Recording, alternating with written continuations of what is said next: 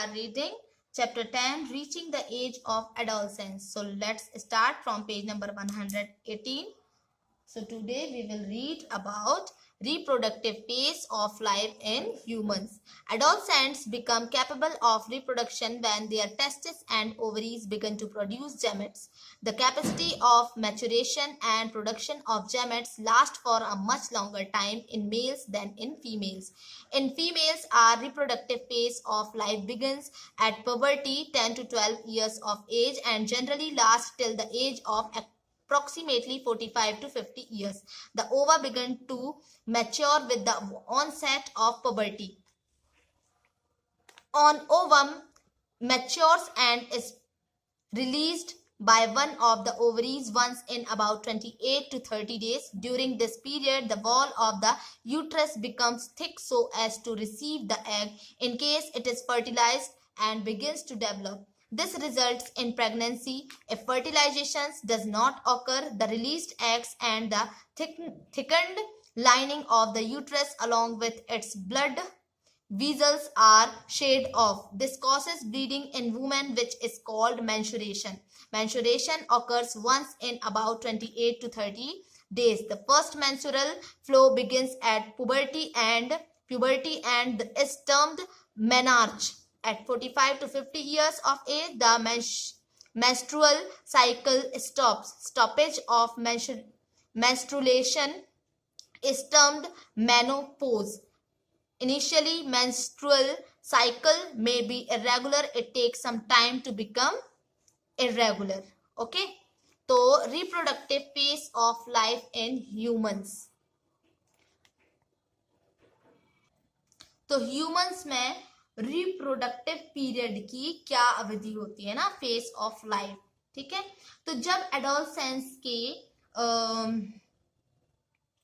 Testis और ओवा है ना गैमेट्स प्रोड्यूस करने लगते हैं तो वो रिप्रोडक्शन के योग्य हो जाते हैं. ठीक है. तो गैमेट्स की मेच्योरिटी और प्रोडक्शन की क्षमता मेल में फीमेल की अपेक्षा ज्यादा लंबे समय तक रहती है. ठीक है. तो इसका मतलब सीधा सीधा ये है कि फीमेल्स में जो गैमेट्स होते हैं वो कम समय तक होते हैं और मेल्स में गैमेट्स लंबे समय तक प्रोड्यूस होते हैं. ठीक है. लेडीज में प्यूबर्टी रिप्रोडक्टिव फेज जो है, लेडीज में रिप्रोडक्टिव फेज का बिगिनिंग प्रारंभ प्यूबर्टी से हो जाता है. ठीक है. 10 टू 12 इयर्स की जो एज होती है उससे हो जाता है और सामान्यतः 45 से 50 ईयर की एज तक चलता रहता है. तो प्यूबर्टी पर जो ओवा होते हैं, एग्स होते हैं, वो मैच्योर होने लगते हैं और यूट्रस में एक एग मैच्योर होता है तो लगभग 28 से 30 डेज के डिफरेंस पर किसी एक यूट्रस द्वारा वो रिलीज होता है. ठीक है. किसी एक यूट्रस द्वारा वो रिलीज होता है. तो इस पीरियड में यूट्रस की वॉल वो थोड़ी थिक हो जाती है जिससे वो एग के एग जो रिलीज होता है ना, रिलीज के बाद नॉट रिलीज, फर्टिलाइज है ना, निर्मोचित, फर्टिलाइज है ना. तो जब फर्टिलाइजेशन हो जाता है ना, तो फिर एज अ रिजल्ट क्या होता है कि प्रेगनेंसी होती है लेडीज में, है ना. यदि एग का फर्टिलाइजेशन नहीं हो पाता तो उस कंडीशन में एग तथा यूट्रस है ना, एग और यूट्रस का जो वो मोटा थिक लेयर होता है उसकी ब्लड वीजल्स सहित वो बाहर निकलने लगता है. ठीक है. Shed off the uterus along with its blood vessels are shed off. ठीक है. तो इसकी वजह से क्या होता है, फीमेल्स में ब्लीडिंग होती है ना, जिसे मेंस्ट्रुएशन भी कहा जाता है। ठीक है, मेंस्ट्रुएशन लगभग 28 से 30 डेज में एक बार होता है। तो पहला मेंस्ट्रुएशन प्यूबर्टी में होता है, जिसे मेनार्च भी कहा जाता है ना। लगभग 45 से 50 इयर्स की एज में ये मेंस्ट्रुएशन होता है। ठीक है, और मेंस्ट्रुएशन के रुक जाने को मेनोपोज, है ना, मेनोपोज कहते हैं। ठीक है, तो शुरू में मेंस्ट्रुएशन साइकिल इरेगुलर होता है।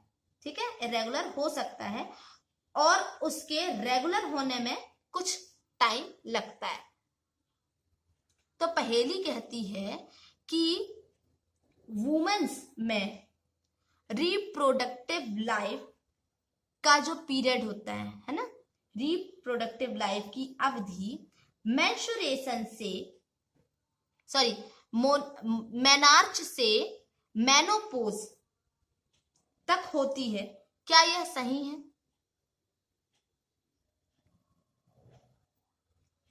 तो मेंस्ट्रुअल साइकिल, है ना, menstrual cycle is controlled by hormones. Menstrual cycle का कंट्रोल जो है वो हार्मोन्स के द्वारा होता है। तो इस साइकिल में एग का मैच्योर होना, इसका रिलीज होना और यूट्रस की वॉल का थिक होना और फर्टिलाइजेशन ना होने की कंडीशन में उसका ब्रेक होना भी शामिल है। यदि एग का फर्टिलाइजेशन हो जाता है तो वो डिवीजन करता है ना, डिवाइड करता है। तब यूट्रस में डेवलपमेंट के लिए वो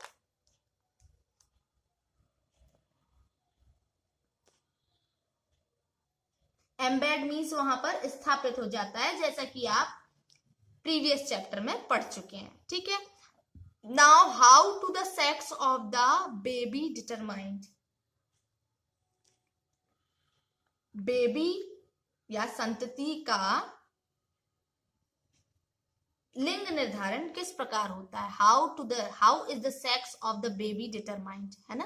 कैसे पता करेंगे कि बेबी, लिंग निर्धारण मतलब बेबी फीमेल है या मेल है, इस तरीके की चीजें कैसे पता चलेंगी। ठीक है, या कैसे होता है ये। तो अब यहाँ देखें, फिर पहेली बोल रही है कि मैंने अपनी माँ और चाची को बातें करते सुना कि मेरी कजन, है ना, चचेरी बहन, कजन का होने वाला बेबी लड़का होगा, बॉय होगा या लड़की।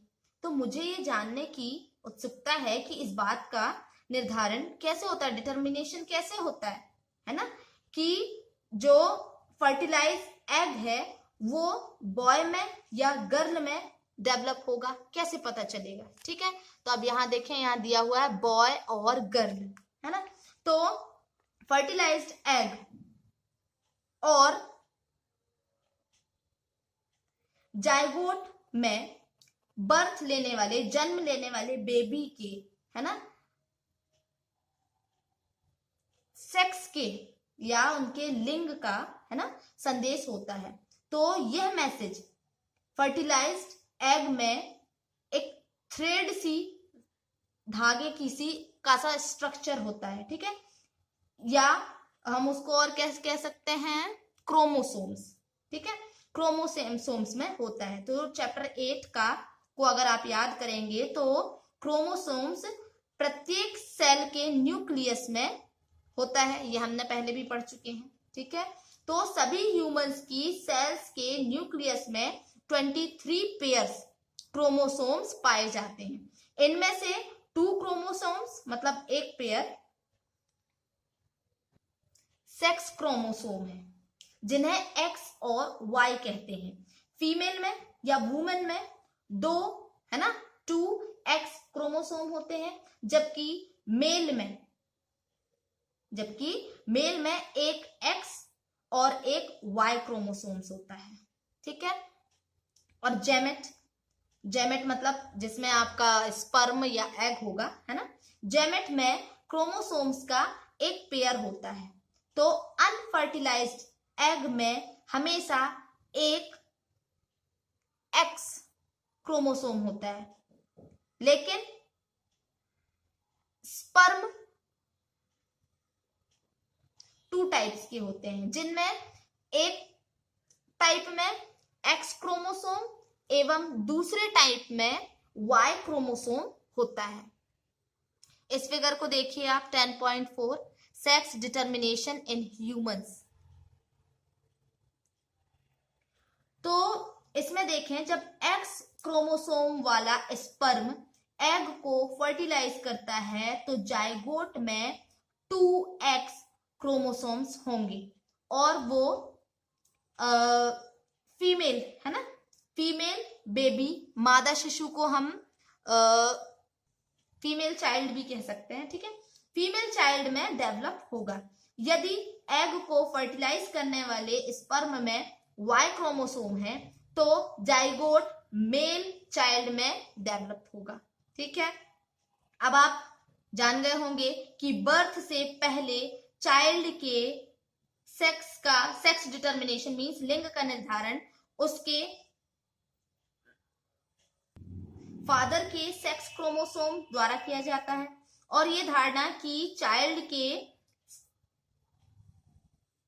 सेक्स के लिए, लिंग है ना, सेक्स के लिए उसकी मदर रिस्पॉन्सिबल है, ये पूर्णतः अनजस्टिफाइड है ना, कंप्लीटली रॉन्ग है। ओके, तो नेक्स्ट टॉपिक है hormones other than sex hormones. Sex hormones के अतिरिक्त और दूसरे हार्मोन्स, इसके बारे में हम कल पढ़ेंगे। ओके।